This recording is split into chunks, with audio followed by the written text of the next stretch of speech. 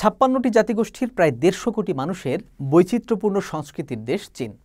চীনা সভ্যতার যেমন আছে ৫,০০০ বছরের ঐতিহ্য, তেমনি আধুনিক জ্ঞানবিজ্ঞান ও উদ্ভাবনেও সমান সচেষ্ট চীন। চীনের সদর অন্দরের নানা ঘটনার সবশেষ তথ্য-উপাত্ত নিয়ে আমাদের আয়োজন জানা অজানা চীন। সঙ্গে আছি আমি সাজিদ রাজু। জাতিসংঘকে তার কর্তৃত্ব ধরে রাখতে ও যথাযথ ভূমিকা পালনে সহযোগিতা করতে সদস্য দেশগুলোর প্রতি আহ্বান জানিয়েছেন চীনা প্রেসিডেন্ট শি জিনপিং। জাতিসংঘে চীনের বৈধ সদস্যপদ ফিরে পাওয়ার ৫০ বছর পূর্তি উপলক্ষে সম্প্রতি বেইজিংয়ে আয়োজিত এক সম্মেলনে এই আহ্বান জানান তিনি। সত্যিকারের বহুপক্ষবাদ চর্চার ক্ষেত্রে সবাইকে একসঙ্গে কাজ করার আহ্বান জানিয়ে তিনি বলেন, মানবজাতির অভিন্ন ভবিষ্যৎ গঠনে শক্তিশালী জাতিসংঘ দরকার। একই সঙ্গে বৈশ্বিক সরকার ব্যবস্থারও সংস্কার ও উন্নয়নের প্রয়োজনীয়তার কথাও উল্লেখ করেন তিনি। সদস্য দেশগুলোকে জাতিসংঘের মৌলিক নীতিগুলো মেনে চলা উচিত মন্তব্য করে চীনা প্রেসিডেন্ট বলেন, আন্তর্জাতিক আইন ও আন্তর্জাতিক সম্পর্কের মৌলিক রীতির উপর ভিত্তি করেই জাতিসংঘ নীতিমালা করা হয়েছে। বিশ্বের শান্তি ও উন্নয়নে জাতিসংঘ মহান ভূমিকা পালন করে যাচ্ছে মন্তব্য করে তিনি বলেন, জাতিসংঘের এসব রীতিনীতি লঙ্ঘন করা কোনো দেশের জন্যই উচিত হবে না। জাতিসংঘের ১৯৩টি সদস্য রাষ্ট্রই কেবল যৌথভাবে কোনো আন্তর্জাতিক আইন করার ইখতিয়ার রাখে। একক কোনো দেশ বা মুষ্টিমেয় কয়েকটি দেশের তা করার অধিকার নেই। আন্তর্জাতিক আইন পর্যবেক্ষণ করার ইখতিয়ারও ১৯৩টি সদস্য রাষ্ট্রের। এর ব্যত্যয় ঘটা অনুচিত। নতুন ধারণা ও পরিস্থিতির আলোকে বহুমুখী সহযোগিতা বাড়াতে খোলামেলা পরামর্শ, যৌথ ভূমিকা ও অভিন্ন স্বার্থের ভিত্তিতে চীন এই সদস্য দেশগুলোর সঙ্গে কাজ করতে আগ্রহী। দক্ষিণ চীন সাগরে আসিয়ানভুক্ত দেশগুলোর সত্যিকারের সহযোগিতা বৃদ্ধিসহ চীনের সম্পর্ক আরও শক্তিশালী ও স্থিতিশীল হবে বলে আশা প্রকাশ করেছেন চীনা প্রধানমন্ত্রী লি খচিয়াং। ২৪তম আসিয়ান সম্মেলনে অংশ নিয়ে ব্রুনাইয়ের সুলতান হাজি হাসান আল বলখিয়ার সঙ্গে যৌথ সভাপতিত্ব করার সময় তিনি এ আশাবাদ ব্যক্ত করেন। বৈঠকে দেশগুলোর মধ্যে সহযোগিতা জোরদার করতে ৬ দফা প্রস্তাবনা তুলে ধরেন চীনা প্রধানমন্ত্রী। এর মধ্যে করোনা মোকাবিলা ও অর্থনৈতিক সুসম্পর্ক, অন্তর্ভুক্তিমূলক ও উদ্ভাবন নির্ভর উন্নয়ন এবং পরিবেশের জন্য সহায়ক কর্মসূচি নিয়ে কথা বলেন তিনি। এ সময় আসিয়ানভুক্ত দেশগুলোর প্রতিনিধিরা উভয় পক্ষের কৌশলগত সহযোগিতার গুরুত্ব তুলে ধরেন। আফগানিস্তানের অর্থনৈতিক পুনর্গঠন ও স্বাধীন উন্নয়ন প্রচেষ্টায় সহযোগিতার আশ্বাস দিয়েছেন চীনা পররাষ্ট্রমন্ত্রী ওয়াং ই। সম্প্রতি কাতারের রাজধানী দোহায় আফগানিস্তানের অন্তর্বর্তীকালীন সরকারের ভারপ্রাপ্ত পররাষ্ট্রমন্ত্রী আমির খান মুত্তাকির সঙ্গে অনুষ্ঠিত এক বৈঠকে এই আশ্বাস দেন তিনি। চীনের স্টেট কাউন্সিলর ওয়াং ই বলেন, আফগানিস্তানের নিজস্ব উন্নয়ন ভাবনা ও সরকারের কাঠামোকে শ্রদ্ধার চোখে দেখে চীন। আফগানিস্তানের সার্বভৌমত্ব, স্বাধীনতা ও আঞ্চলিক অখণ্ডতাকে চীন শ্রদ্ধা করে উল্লেখ করে তিনি বলেন, অন্তর্বর্তীকালীন সরকারের লক্ষ্য বাস্তবায়নে সব ধরনের সহযোগিতা করবে চীন। আফগানিস্তানের সব জাতিগোষ্ঠীগুলোকে একত্রিত করে তালিবান সরকার দেশটিতে স্থিতিশীলতা আনতে পারবে বলেও আশাবাদ ব্যক্ত করেন তিনি। বৈঠকে আফগান পররাষ্ট্রমন্ত্রী বলেন, দায়িত্ব নেয়ার পর আফগানিস্তানের অভ্যন্তরীণ পরিস্থিতির উন্নতি হচ্ছে। চীনের সঙ্গে আফগানিস্তানের বন্ধুত্বপূর্ণ সম্পর্কের কথা উল্লেখ করে আমির খান মুত্তাকি বলেন, অন্য দেশের অভ্যন্তরীণ ইস্যুতে চীনের হস্তক্ষেপ না করার নীতিকে শ্রদ্ধা করে কাবুল। একই সঙ্গে চীনের অব্যাহত সমর্থন ও সহযোগিতার জন্য চীনের পররাষ্ট্রমন্ত্রী ও স্টেট কাউন্সিলর ওয়াং ইকে ধন্যবাদ জানান আফগান পররাষ্ট্রমন্ত্রী। মঙ্গল গ্রহে প্রাণের অস্তিত্ব খোঁজা ও মহাকাশ গবেষণার কাজে গেল বছরের জুলাই মাসে Tianyan-1 নামের মহাকাশযান পাঠায় চীন। পুরোদমে কাজ শুরুর পর হঠাৎ পৃথিবীর সঙ্গে যোগাযোগ বিচ্ছিন্ন হয়ে যায়। এর ৫০ দিন পর আবারও পৃথিবীতে বার্তা পাঠিয়েছে মঙ্গলের বুকে নামা রোভার চুরং। হঠাৎ কেন ৫০ দিন যোগাযোগ বিচ্ছিন্ন ছিল এই রোভার? আবার কী কারণেই এতদিন পর ফিরেছে যোগাযোগ ব্যবস্থায়, জানাচ্ছেন তানজিদ বসুনিয়া। অসীম মহাশূন্যে প্রাণের অস্তিত্ব খুঁজতে ২০২০ সালের জুলাই মাসে লাল গ্রহ মঙ্গলে Tianyan-1 নভোযান পাঠায় চীন। Tianyan-1-এর দুটি অংশ, অরবিটার ও চুরং। এর মধ্যে মঙ্গল পৃষ্ঠে অবতরণ করে রোভার চুরং, আর কক্ষপথে অবস্থান করে অরবিটার। সফলভাবে মঙ্গলে অবতরণের পর পুরো মাত্রায় শুরু হয় গবেষণা। দুর্দান্ত গতিতে এগিয়ে চলে প্রাণের অস্তিত্ব অনুসন্ধান। মঙ্গলে তথ্য সংগ্রহের কাজ করে চুরং, সংগ্রহ করা এসব তথ্য পৃথিবীতে পাঠানোর কাজ করে অরবিটার। এরই মধ্যে মঙ্গল গ্রহের গুরুত্বপূর্ণ তথ্য ও ছবি পেয়েছেন চীনের মহাকাশ বিজ্ঞানীরা। মহাকাশ গবেষণায় যাকে খুবই তাৎপর্যপূর্ণ বলে মনে করছেন তারা। কিন্তু গেল 1.5 মাসেরও বেশি সময় ধরে মঙ্গল গ্রহ ও পৃথিবীর মধ্যে মেলবন্ধন স্থাপনকারী ওই মহাকাশযান ছিল কার্যত অচল। পৃথিবীর সঙ্গে ছিল না কোনো ধরনের যোগাযোগ। তবে 50 দিন পর পুনরায় আর্থ স্টেশনের সঙ্গে সংযোগ স্থাপন করেছে চুরং। দীর্ঘদিন যোগাযোগ বিচ্ছিন্ন থেকে পুনরায় সংযোগ স্থাপন কিভাবে সম্ভব হলো এই প্রক্রিয়া? মহাকাশ বিজ্ঞানের ভাষায় একে বলা হচ্ছে সোলার ট্রানজিট। 2 বছর পর পর পৃথিবী ও মঙ্গল এমন একটি অবস্থানে আসে যখন 2 গ্রহের মাঝে থাকে সূর্য। এই সময় পৃথিবী থেকে যেমন মঙ্গল গ্রহ অদৃশ্য হয়ে যায়, তেমনি মঙ্গল গ্রহ থেকেও অদৃশ্য হয়ে যায় পৃথিবী। সোলার ট্রানজিটের সময় সূর্য থেকে সৃষ্ট বিশেষ ধরনের ইলেকট্রোম্যাগনেটিক রেডিয়েশনের কারণে পৃথিবীর সঙ্গে যোগাযোগ বিচ্ছিন্ন করে চুরং। বন্ধ হয়ে যায় পৃথিবী থেকে মঙ্গলের তথ্য আদান প্রদান। সোলার ট্রানজিটের সময়ে তথ্য আদান প্রদান করতে গেলে মারাত্মক ক্ষতি হতে পারে মহাকাশযানের। তাই চুরংকে বাঁচিয়ে রাখতে মহাকাশযানে বিশেষ ব্যবস্থা রাখার কথা জানিয়েছেন চায়না ন্যাশনাল স্পেস অ্যাডমিনিস্ট্রেশনের মহাকাশ বিজ্ঞানী চিয়া ইয়াং। সোলার ট্রানজিটের সময় বেঁচে থাকার জন্য আমাদের মঙ্গলযানে বিশেষ ব্যবস্থা রাখা হয়েছে। ফলে যখন এটি হয় তখন পৃথিবীর সঙ্গে তথ্য আদান প্রদানের কাজ বন্ধ রাখে চুরং। এ সময় এই মঙ্গলযান কার্যত অচল থাকে। এর ভেতরে থাকা কয়েকটি ইলেকট্রনিক ডিভাইস সচল থেকে সোলার ট্রানজিট শেষ হওয়া পর্যন্ত অপেক্ষা করে। ট্রানজিট শেষ হলে ওই যন্ত্রের মাধ্যমে পুনরায় পৃথিবীতে সংযোগ স্থাপন করে ওই মঙ্গলযানটি। সোলার ট্রানজিটের সময়ে 50 দিন বন্ধ থাকার পর পুনরায় পৃথিবীর সঙ্গে যোগাযোগ শুরু করেছে চুরং।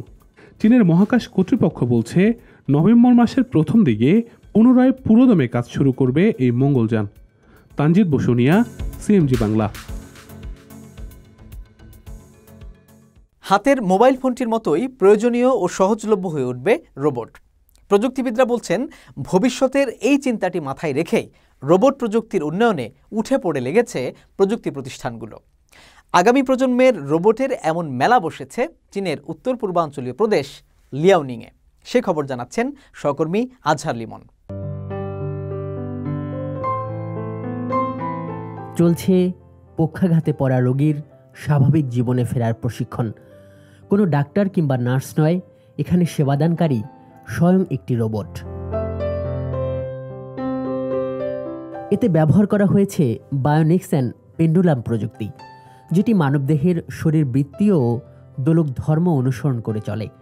চীনা প্রযুক্তি প্রতিষ্ঠান সিয়াসান রোবোটিক্স বাজারে এনেছে চিকিৎসা সেবাদানে পারদর্শী এই রোবট।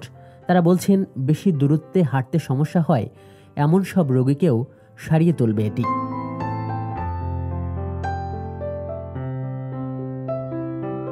চীনের উত্তর পূবের প্রদেশ লিয়াওনিংয়ের রাজধানী শেনইয়াংয়ের প্রযুক্তি মেলায় হাজির হয়েছে এমন হরেক রকম রোবট, যাদের কোনোটি ব্যায়াম শেখাচ্ছে, কোনোটি করছে ঘর পরিষ্কার, আবার কোনোটি অবিরাম কাজ করে যাচ্ছে নিখুঁতভাবে শ্রমিক কর্মচারী ছাড়া কোনো কারখানায়। সম্পূর্ণ ভিন্ন বৈশিষ্ট্যের 100 ধরনের রোবটের এই প্রদর্শনী ঘুরে দেখছেন শিশু, কিশোরসহ বিভিন্ন বয়সের মানুষ। প্রদর্শনীর ফাঁকে ফাঁকে অভিজ্ঞতা বিনিময় করছেন চীন, জাপান, ইতালি সহ বিশ্বের বিভিন্ন প্রান্ত থেকে আসা রোবট বিশেষজ্ঞরা। এই মেলায় সেবাদানকারী কিংবা শিল্পের জন্য তৈরি রোবটগুলোর সবশেষ সংস্করণগুলো দেখতে পাচ্ছি। এ থেকে এটা বুঝতে পারছি প্রচলিত ধারণার চেয়েও অনেক দূরে গিয়েছে রোবটগুলো। সেবাদানকারী রোবটের চাহিদা প্রতিদিনই ব্যাপক হারে বাড়ছে। সেদিন বেশি দূরে নয় যখন হাতের মোবাইলটির মতোই প্রয়োজনীয় ও সহজলভ্য হয়ে উঠবে রোবট।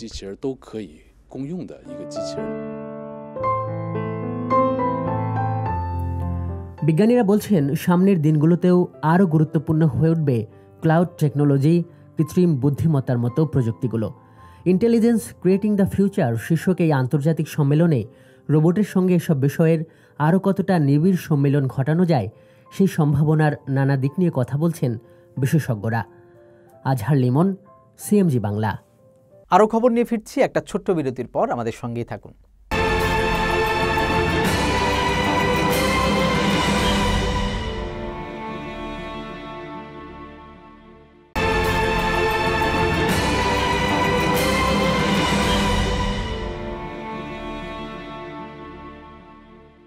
বিরতির পর আবারও স্বাগত জানাচ্ছি জানা অজানা চীনে। জনগণ জিতলে রাষ্ট্র ক্ষমতা লাভ করা যায়, আর জনগণ হেরে গেলে রাষ্ট্র ক্ষমতা যায় হারিয়ে। দার্শনিক কনফুসিয়াসের এই উক্তিকে দেশ প্রশাসন পরিচালনার অন্যতম নীতি হিসেবে মানা হয় চীনে।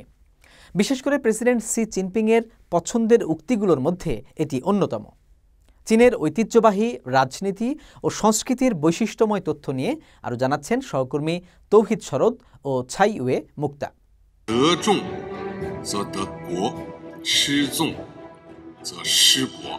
তার এই কথার অর্থ জনগণ জিতলে রাষ্ট্র ক্ষমতা লাভ করা যায়, আর জনগণ হেরে গেলে রাষ্ট্র ক্ষমতা হারিয়ে যায়। এটি দ্য গ্রেট লার্নিং এর একটি কথা। দ্য গ্রেট লার্নিং হল চীনের কনফুসিয়ান চিন্তা ভাবনার আলোকে দেশ প্রশাসন সংক্রান্ত বক্তব্যের একটি অংশ। এতে চীনের ঐতিহ্যবাহী রাজনীতি ও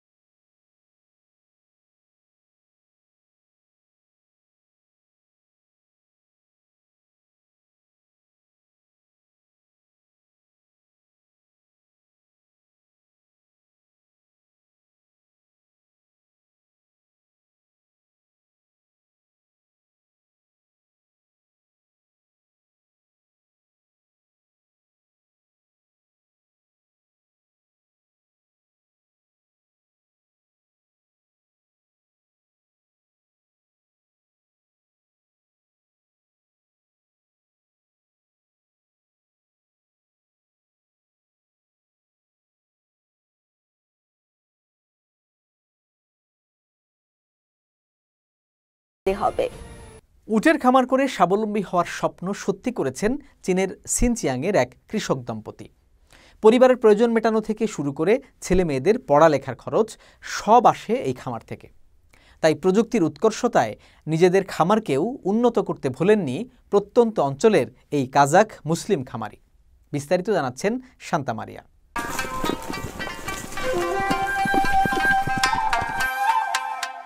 মরুভূমির বুকে উটের পাল।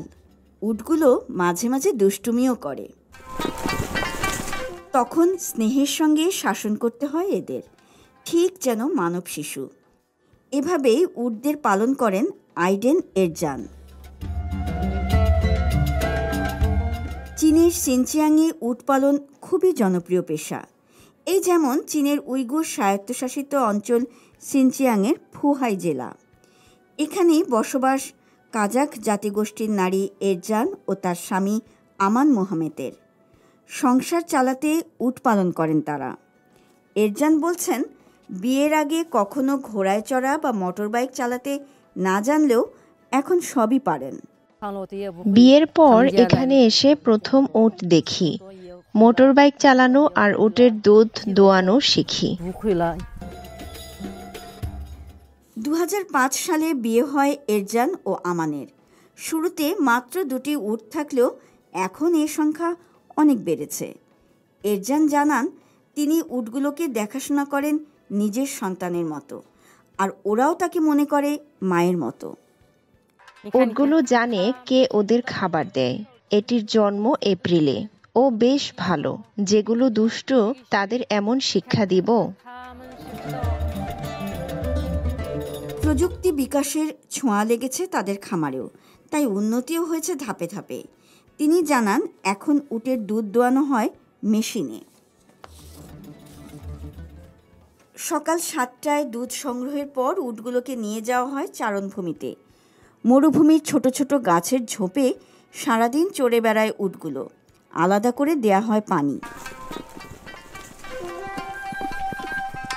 উটের খামার করা এ দম্পতির প্রত্যাশা, এ খামারই আরও সমৃদ্ধি এনে দেবে তাদের সংসারে। স্কুল পড়ুয়া সন্তানদের পাঠাতে পারবেন বিশ্ববিদ্যালয়ে। শান্তা মারিয়া, সিএমজি বাংলা। 2022 সালের মধ্যে রাজধানী বেইজিংয়ে যে কোনো ধরনের প্লাস্টিক ব্যাগের ব্যবহার বন্ধ করার পরিকল্পনা হাতে নিয়েছে চীন। পলিথিনের বিকল্প হিসেবে পরিবেশের জন্য ক্ষতিকর নয় এবং বারবার ব্যবহার করা যায় এমন শপিং ব্যাগের ব্যবহার শুরু হয়েছে চীনে। কিছু কিছু বিকল্প পণ্য তৈরিতে ব্যবহার হচ্ছে বাঁশ, নলখাগড়ার মতো প্রাকৃতিক উপাদান। দেখুন আমার তৈরি করা একটি প্রতিবেদন। সবজি, ফলমূল থেকে শুরু করে প্রতিদিনের ছোটখাটো কেনাকাটা, পরিবারের প্রয়োজন মেটাতে বাজার কিংবা সুপার শপে নিশ্চয়ই সবারই যাওয়া পড়ে কম বেশি। কিন্তু যেখানেই যান আর যে কোনো পণ্য কিনলেই তা মুড়িয়ে দেয়া হয় পলিথিনে। এমন চিত্র এখন সর্বত্র। বিশ্বের যে কোনো দেশের মতো চীনেও বেড়েছে পলিথিনের ব্যবহার। বেইজিংয়ের রেস্টুরেন্টগুলোতে খাবার সরবরাহেও চোখে পড়বে এই পলিথিনের ব্যবহার। অথচ পরিবেশ সুরক্ষা গুরুত্ব পাচ্ছে চীনের জাতীয় নীতিতে। সম্প্রতি বেইজিং পৌর কর্তৃপক্ষ প্লাস্টিক দূষণ কমাতে এক বিশেষ কর্মপরিকল্পনা গ্রহণ করে। ক্যাটারিং ব্যবসা, অনলাইন খাবারের ব্যবসা, খুচরা ও পাইকারি বাজার ও ই-কমার্স উদ্যোক্তাদের জন্য বিকল্প পণ্যের ব্যবহার বাধ্যতামূলক করে দেয়। ধীরে ধীরে হোটেল ও কৃষিপণ্য উৎপাদনকারী থেকে শুরু করে বিভিন্ন খাতে পলিথিনের ব্যবহার বন্ধ করা হবে বলেও জানানো হয়। তাহলে পলিথিনের বিকল্প কি? বিকল্প হিসেবে এরই মধ্যে এক বিশেষ পরিবেশ সহায়ক ও বারবার ব্যবহার করা যায় এমন শপিং ব্যাগের ব্যবহার শুরু হয়েছে চীনে। ক্যাটারিং কোম্পানিগুলোকে বলেছে খাবার সংরক্ষণের জন্য পলিথিনের পরিবর্তে খড় বা স্ট্র থেকে বানানো প্যাকেট ব্যবহার করতে। প্লাস্টিক বাক্সের চেয়েও স্ট্র থেকে তৈরি বক্স খাবারকে বেশি নিরাপদ রাখবে। একই সঙ্গে একবার ব্যবহার করে ফেলে দেওয়া প্লাস্টিক ব্যাগের পরিবর্তে বারবার ব্যবহারযোগ্য শপিং ব্যাগ ব্যবহারের নির্দেশনা দেওয়া হয়েছে। এর মধ্যে সুপার শপগুলোতেও এই ব্যাগ ব্যবহারে বেশ সাড়া পড়েছে। আগের চেয়ে আমাদের এখানে পলিথিন ব্যবহারের পরিমাণ কমপক্ষে 30% পর্যন্ত কমে গেছে। নগর কর্তৃপক্ষের এই পরিকল্পনা অনুযায়ী চলতি বছরের শেষ নাগাদ ওষুধ ও বইয়ের দোকান সহ বেইজিংয়ের যে কোনো দোকানে পণ্য বিক্রির সময় পলিথিন নিষিদ্ধ করা হয়েছে। চীনের পণ্য সরবরাহকারী প্রতিষ্ঠানগুলো বলছে, পুনর্ব্যবহার উপযোগী এসব ব্যাগের প্রচলন শুরু হয়েছে বেশ জোরে সোরেই। গ্রাহকদের কাছ থেকেও বেশ সাড়া পাচ্ছেন তারা।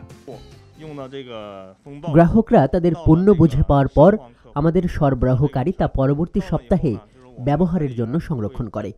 এভাবে একটা প্যাকেট অন্তত 100 বার ব্যবহার করা যায়। কাজেই 1 লাখ পুনর্ব্যবহারযোগ্য বাক্স একইভাবে 50 লাখ কার্টনে ব্যবহার করা যায়।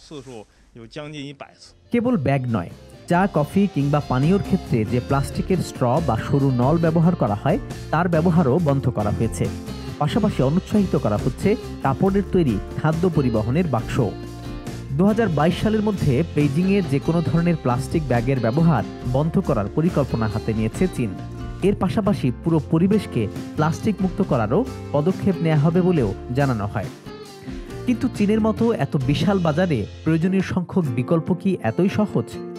চীনের স্ট্যাট পোস্ট ব্যুরোর তথ্য বলছে, কেবল 2020 সালেই চীনের অভ্যন্তরীণ পলিথিন প্যাকেজের সংখ্যা ছিল 80 বিলিয়ন। এর বাইরে আছে পলিথিনের আরও বিপুল ব্যবহার। তাহলে পলিথিনের এসব বিকল্প কারা আনছে বাজারে? এরই মধ্যে বেশ কিছু কোম্পানি এগিয়ে এসেছে প্লাস্টিকের বিকল্প পণ্য উৎপাদন করতে। বিশ্বের সবচেয়ে বড় স্ট্র উৎপাদনকারী কোম্পানি সোটন ডেইলি নেসেসিটিস বলছে, প্লাস্টিক নিষিদ্ধ হওয়ার পর তারা প্রাকৃতিক নানা উপকরণ ব্যবহার শুরু করেছেন স্ট্র তৈরিতে। বিশেষ করে বাঁশ ও কাগজ দিয়ে নানা রকম পণ্য তৈরি করছেন তারা। আমরা এরই মধ্যে ঘোষণা দিয়েছি বাঁশ নলখাগড়া থেকে তৈরি স্ট্র বারবার ব্যবহার করা যাবে। চীনে যেমন কয়েক হাজার বছরের ঐতিহ্য আছে চপস্টিক ব্যবহারের, এই চপস্টিক বারবার ব্যবহার করা যায়। পুনঃব্যবহারযোগ্য এসব পণ্য পরিবেশের জন্য সত্যিই খুব উপযোগী। এরই মধ্যে পরিবেশের সঙ্গে মিশে যায় এমন ব্যাগ উৎপাদনের কারখানা স্থাপন করা হয়েছে বেশ কয়েকটি, আর পণ্য সরবরাহ করার উপযোগী এসব ব্যাগের চাহিদা বাড়ছে দিন দিনই। প্লাস্টিক ব্যবহার যেহেতু বন্ধ, তাই আমরা কাগজ থেকে তৈরি স্ট্র বিক্রি করছি। প্লাস্টিকের কাঠির পরিবর্তে নিয়ে এসেছি বাঁশের তৈরি কাঠি। বিশেষ করে প্লাস্টিকের চাকু, কাঁটা চামচ ও চামচের পরিবর্তে আমরা মাটিতে মিশে যায় এমন উপাদান দিয়ে তৈরি পণ্য বিক্রি করছি। তবে প্রশ্ন থেকে যায়, বারবার ব্যবহারযোগ্য পলিথিনের যেসব বিকল্পের কথা বলা হচ্ছে তা আসলে কতটা পরিবেশ বান্ধব? ইস্ট চায়না নর্মাল বিশ্ববিদ্যালয়ের গবেষকরা বলছেন, এসব পণ্যের কোনো ক্ষতিকর দিক আছে কিনা তা পরীক্ষা নিরীক্ষা করতে আরও কিছুটা সময় লাগবে। সাজিদ রাজু, সিএমজি বাংলা। দর্শক, এ ছিল আমাদের এবারের আয়োজনে। আগামী পর্বে আবারও দেখা হবে। সে পর্যন্ত ভালো থাকুন, সুস্থ থাকুন। আল্লাহ হাফেজ।